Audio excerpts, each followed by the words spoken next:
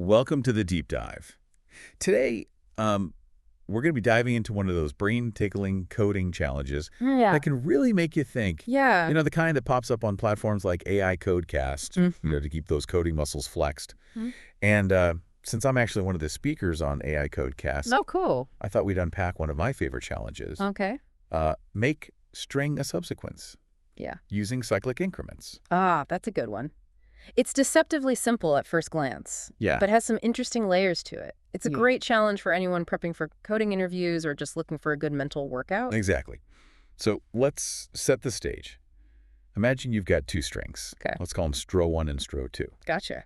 The goal is to figure out if you can make stro2 a subsequence of stro1. Okay. Pretty standard stuff so far, right? Right, the classic subsequence problem. But here's the twist. Okay. You can only modify stro1 by incrementing its characters cyclically, and you can do this at most once per character. Yeah, that cyclic increment is where things get interesting. It's like the alphabet is on a spinning wheel, Right. and each letter can only move one position forward. Oh. So A becomes B, becomes C, all the way to Z, which wraps back around to A. I like that analogy. Yeah. So if we had the string IZZ and we applied the cyclic increment, we'd end up with IZA. Exactly.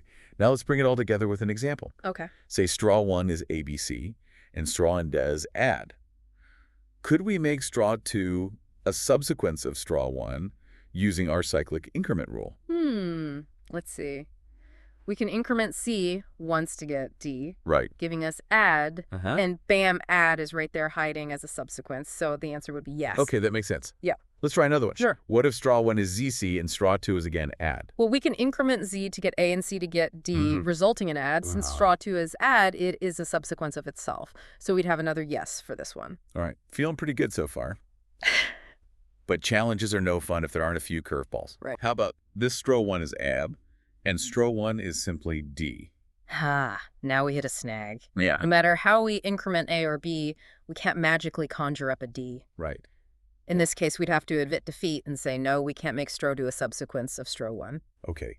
These examples really highlight how that cyclic increment can be a game changer. Yeah. So how would we actually tackle this problem in code? What's our starting point? Well, one approach that often comes to mind first is brute force. Okay. It might not be the most elegant or efficient solution, but it's a good place to start to wrap our heads around the problem's logic. I'm all for understanding the basics before getting fancy. So how would we brute force our way through this? Imagine representing each character in stro1 with a 1 if we increment that character and a 0 if we leave it alone. Okay. Essentially, we'd try every single combination of incrementing and not incrementing the characters in stro1. Interesting. So for our earlier example of ABC, we could have combinations like 0, 0, 0, 1, 0, 0, and so on, each representing a different way to apply those cyclic increments. Exactly. Okay. For each combination, we'd check if straw2 is a subsequence of the modified straw1. If we find a match, we know it's possible and we can stop there. This sounds like it would work, but it also seems like it could get computationally heavy pretty quickly, especially if we have longer strings. Is that a concern? Yeah, that's exactly the issue. Yeah. We call this exponential time complexity. It's like trying to crack a password by trying every letter combination. It quickly becomes impractical as the password length increases. So brute force gives us a way to understand the problem. Yeah. But it's not exactly a winning strategy for efficiency. It feels like we need a smarter approach. Something that doesn't involve checking every possible combination. You're spot on. What if we had a way to quickly zero in on potential matches without exhaustively trying everything? That's where a more targeted approach, like the two-pointer method, comes in handy. Okay, that sounds promising. The two-pointer method. What's the idea behind that? Imagine you have two arrows, one pointing at a character in stro1 and the other pointing at a character in stro2. Okay. We move these pointers through the strings, constantly looking for matches. Hold on, what counts as a match in this scenario? We're just looking for identical letters? It's a bit more nuanced than that. A match occurs if the characters are the same, or if we can nudge the stro1 character one step forward in the alphabet using our cyclic increment to make them the same.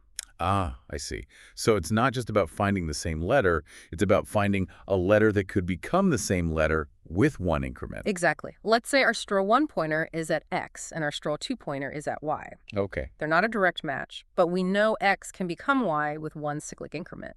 So we consider that a potential match and move both pointers forward. Got it. We're not actually changing X to Y in stro1. Right. but we're acknowledging that it could be Y, and that's enough to keep going. It's like Yeah. we're giving store one the benefit of the doubt just this once. Precisely. And this is the key to the two-pointer method's efficiency. We're not wasting time generating all those modified strings like we did in the brute force approach. We're just cleverly comparing and moving those pointers. This is starting to click for me.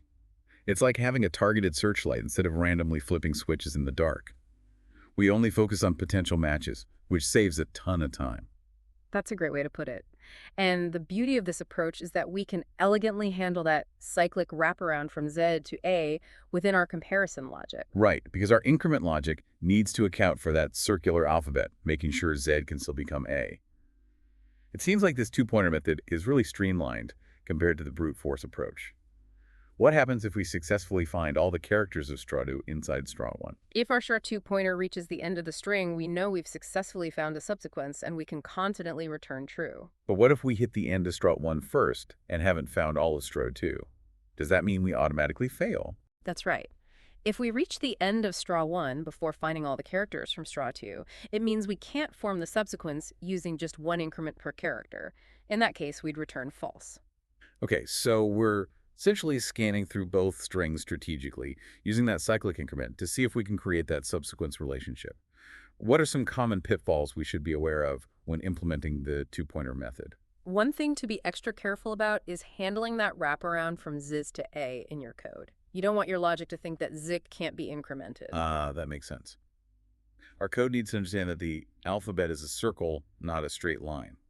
So we have to make sure our comparison logic can handle that circular transition smoothly. Exactly. Another potential pitfall is prematurely ending your loop. Make sure you've scanned through all of straw1 before making a decision about whether or not straw2 can be a subsequence. Right? It's easy to get excited when you find a match and think you're done. But we need to make sure every single character in straw2 has a corresponding match in straw1, either directly or through that clever cyclic increment. Anything else that could trip us up? It's important to remember that the cyclic increment can only be applied once per character in straw1. You don't want to accidentally increment the same character multiple times. That's a great point. We're limited to one increment per character, so we need to track that carefully. It's like each character in straw1 gets one chance to transform itself to help create that subsequence. Exactly. Keeping track of which characters have already been incremented is crucial to ensuring that we adhere to the problem's constraints. This has been incredibly helpful in understanding the make string a subsequence using cyclic increments challenge. We've gone from a brute force approach, which, while helpful for understanding the basics, wasn't the most practical, to this much more efficient two-pointer solution that takes advantage of the problem's nuances. I agree. It's fascinating how analyzing the problem more deeply and understanding its constraints can lead to a much more elegant and effective solution. You know what strikes me most about this whole discussion is how it highlights the importance of not settling for the first solution that comes to mind. Oh, totally. Brute force might seem like the easiest route, Right. but it can quickly lead to a dead end, especially as the problem scales. Absolutely. It's like trying to fit a square peg into a round hole.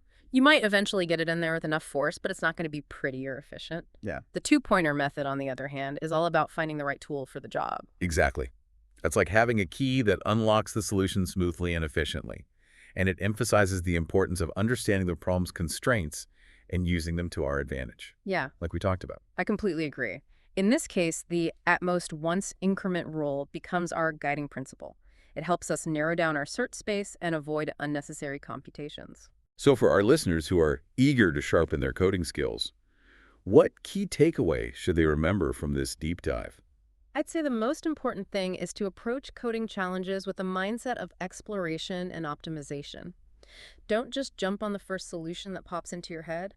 Take the time to dissect the problem, understand its nuances, and consider different approaches. That's great advice. It's a reminder that coding is not just about writing code. It's about thinking strategically and creatively to find the most elegant and effective solution. It's like being a detective looking for clues and piecing together the puzzle. Well said.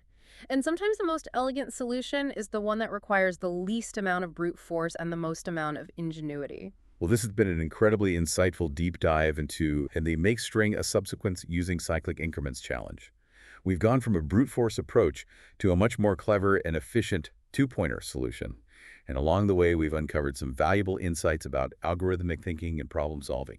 It's been a pleasure. Hopefully our listeners are feeling inspired to tackle their next coding challenge with a renewed sense of curiosity and a sharper set of problem-solving tools. Until next time, happy coding, everyone!